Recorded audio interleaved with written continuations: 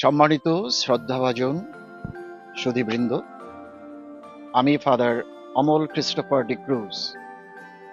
আমি সাধু জোসেফ ধর্মপল্লী ধরেন্ডার পালপুরোহিত, এবং এইখানে এই ধর্মপল্লীর অধীনে প্রায় ৮,০০০ ভক্ত এখানে বসবাস করছেন। আর এবছরের বড়দিন আমরা এই ৮,০০০ খ্রিস্ট ভক্ত এখানে সম্মিলিতভাবে করতে যাচ্ছি।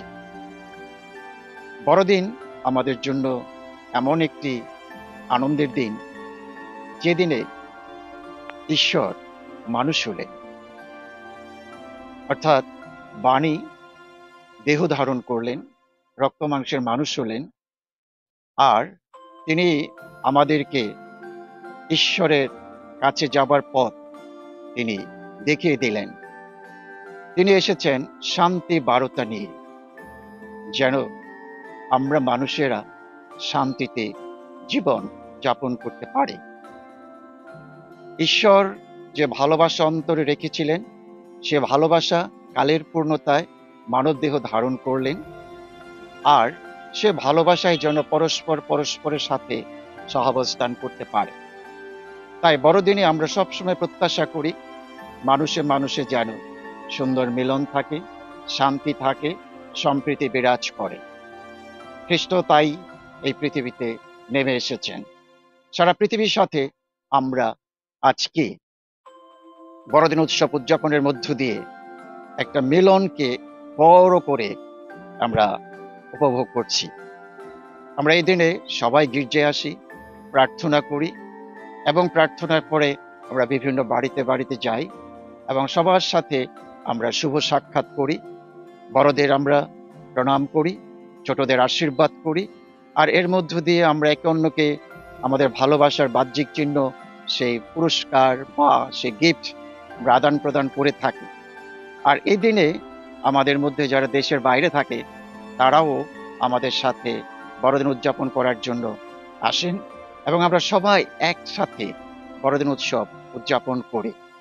তাহলে বড়দিনের আনন্দটা এত বেশি ব্যাপক হয় যে আমরা তখন পরস্পরের খুব সান্নিধ্য উপলব্ধি করি, আর এর মধ্য দিয়ে আমরা ঈশ্বরের ভালোবাসাকে জীবন্ত বা মূর্ত করে তুলি।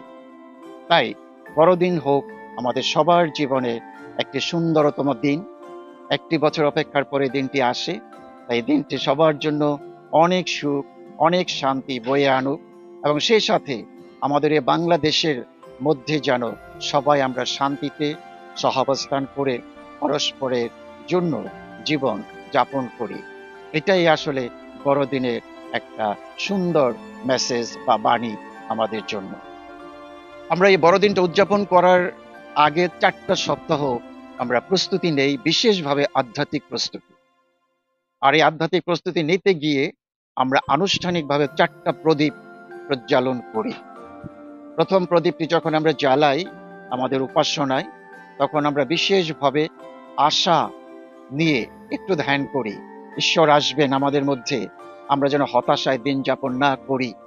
দ্বিতীয় সপ্তাহে আমরা যে প্রদীপটি জ্বালাই, সেটাকে আমরা ভালোবাসার নাম দিয়ে থাকি, অর্থাৎ আমরা যেন আশা ভালোবাসা নিয়ে পরস্পরের কাছাকাছি যেতে পারি, পরস্পরকে আমরা ভালোবাসায় আরো ব্যাপক ও বড় করে তুলতে পারি। আর তৃতীয় প্রদীপটা হলো জয় বা আনন্দ। আমরা আনন্দ নিয়ে যেন সবাই, ছোট বড় ধনী দরিদ্র যারাই আছি না কেন, আমরা প্রত্যেকেই যেন আনন্দ নিয়ে, খ্রিস্ট আসার আনন্দ নিয়ে আমরা যেন প্রতীক্ষায় জাগ্রত থাকি।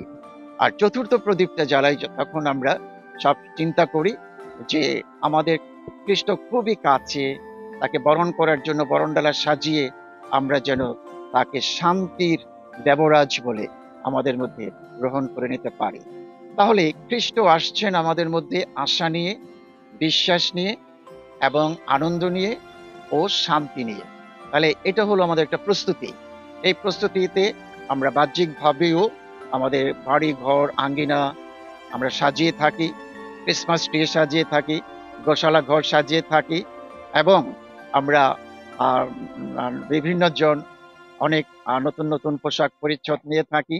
এটা আমাদের একটা ভালোবাসার একটা সুন্দর বহিঃপ্রকাশ। আর আমরা বিশেষভাবে এই দিনে আমরা সবাইকে গিফট বা উপহার প্রদান করি, কারণ যীশু খ্রিস্ট আমাদের কাছে এসেছেন উপহার হয়ে। তাহলে আমরাও যেন পরস্পরের কাছে শ্রেষ্ঠ উপহার হতে পারি, ভালোবাসা, মিলন, আনন্দ ও শান্তিতে দিন উদযাপন করে।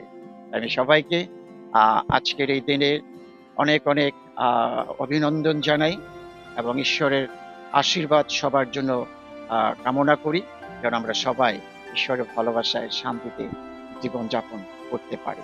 সবাই ভালো থাকুন। ধন্যবাদ।